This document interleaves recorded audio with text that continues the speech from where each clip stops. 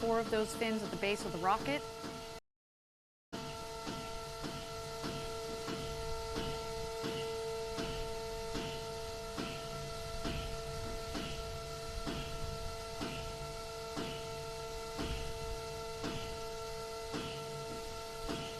Keep an eye out here. You see the nozzle peeking out of the base of the rocket there. There goes the gimbal check.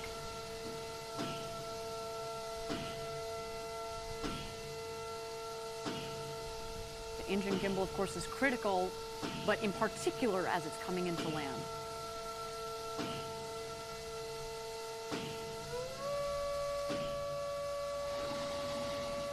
And Patrick, that takes us to launch. We're at T-minus 30 seconds. Why don't we hand it over to Mission Control for New Shepard's 15th flight to space? It's going to be worth the wait, man. Godspeed, New Shepard.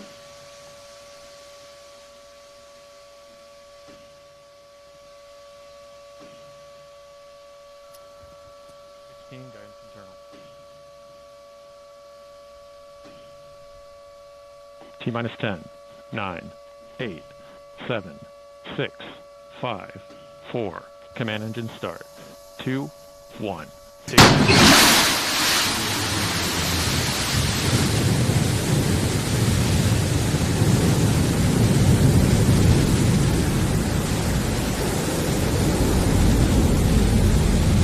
And we have liftoff. Go, New Shepard, go. Beautiful liftoff from our launch site 1 in West Texas. You can follow along as she gains speed in the bottom left corner of your screen. There's the speedometer, altimeter in the middle there.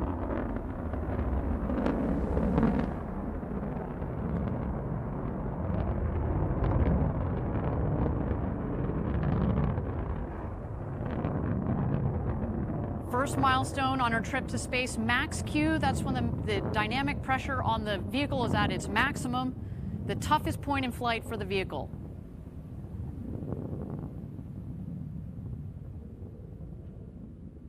And max Q is confirmed.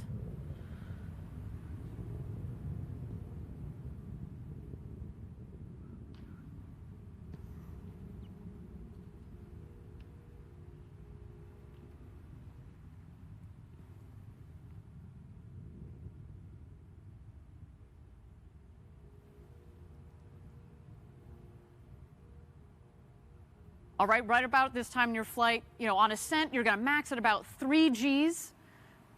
We've noted it before. The max Gs that you pull as an astronaut on New Shepard actually is on descent. So here on ascent, it's about 3 Gs, and it comes on gradually as you go faster and get higher up there. Until, of course, main engine cutoff and separation, and that is when you get to feel those beautiful 0 Gs. We're waiting for that here. Next stops, MECO and separation.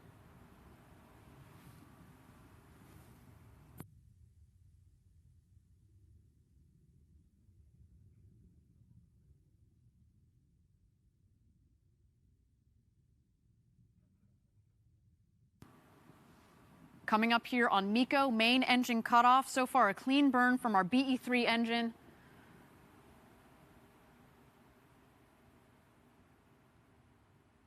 There it is, main engine cutoff.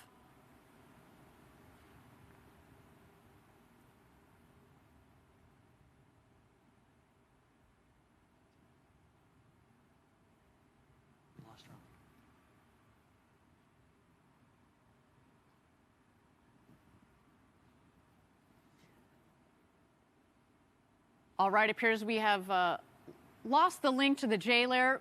So far, though, everything appears to be nominal. So far, what we have seen, a clean liftoff. We did have max Q, maximum dynamic pressure. Mm-hmm. That is essentially for the rocket the hardest point in the flight. And then we had main engine cutoff. And now, as you can see, separation. Here we've got our infrared camera, especially on the left side. As you've seen earlier in the show, it is a little hazy down there in Texas, so we are going to rely on multiple cameras here as the vehicle continues its ascent towards space. We have passed over just about here the Kármán line. There it is, 100 kilometers or about 328,000 feet. If you were inside there, Patrick, you will have become an astronaut.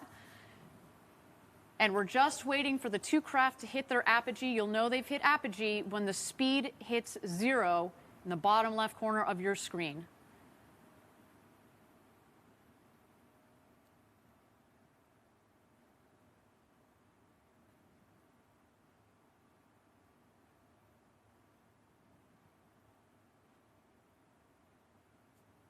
There it is, apogee just at about 346,000 feet. Of course, we're going to have official stats for you after the flight via Twitter, but so far so good, Patrick. Looks to be a nominal flight of New Shepard. You see the booster on the right and the capsule on the left.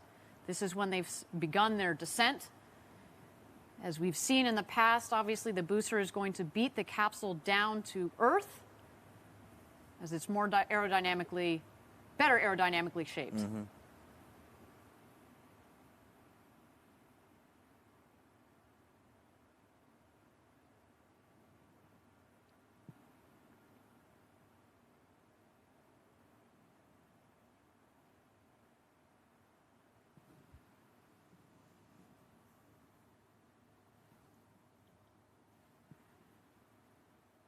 And thank you again, everybody, for joining us live for New Shepard's 15th flight to space.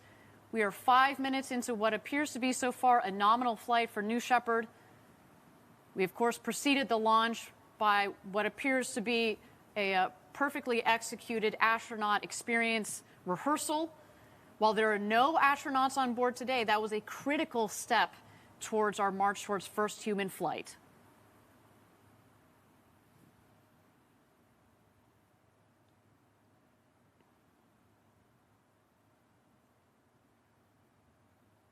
All right, we've picked up our long-range cameras again. There you see the booster, the bottom of the screen, and the capsule on the top. At this point, the booster is re-entering the atmosphere. It means it's going to have air pressure against which those aerodynamic surfaces Patrick and I were walking you through can push against to guide the rocket back to its landing pad. And to think this rocket will have peaked at almost Mach 4, and by the time it touches down, it's just going to touch down at about 8 kilometers per hour or 5 miles per hour. So relatively speaking, a nice soft landing. Critical, as we talked about reusability, the softer the landing, the quicker you can turn it around, right? You're not jostling the rocket, you're not jostling the hardware. You want to be able to flip it around nice and quickly. So there you see the aft fins. We also call them the pie fins because they're shaped like pie wedges.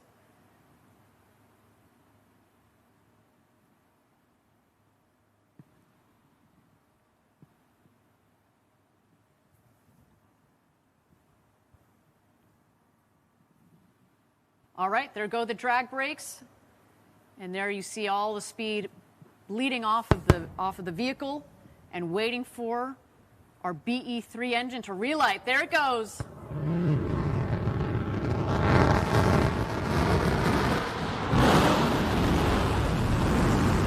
Landing gear deployed. Oh, look at that smooth landing.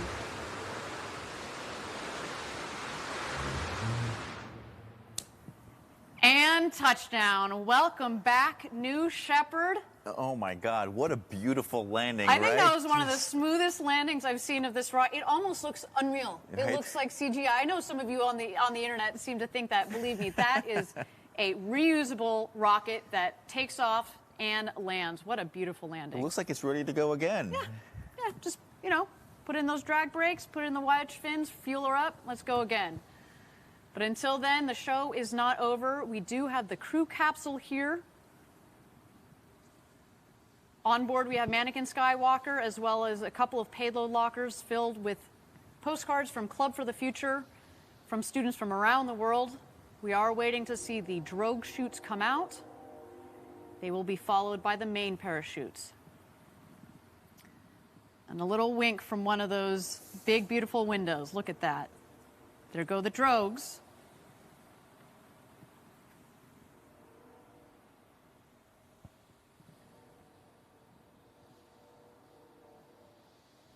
And here come the mains. All 3 parachutes are out. We're looking for full inflation, and there they go. I love that.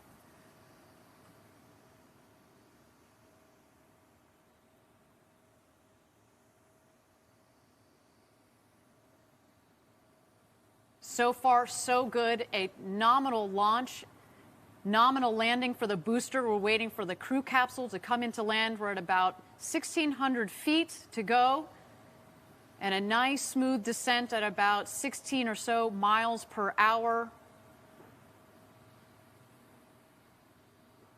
Just at about 25 or so kilometers per hour. That is a nice smooth descent. There's the valley of our West Texas launch Site 1 as we call it.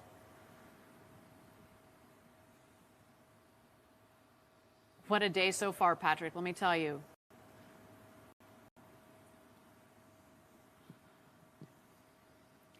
Now, at 800 feet to go here, we should remind everybody that we do have the retrothrust system that kicks on just in the last moment. Basically, it just creates a nice air cushion for the capsule so that if you, next time, hopefully, you know, when you and I are up in that capsule one day, we are going to be getting a nice air cushion underneath the capsule.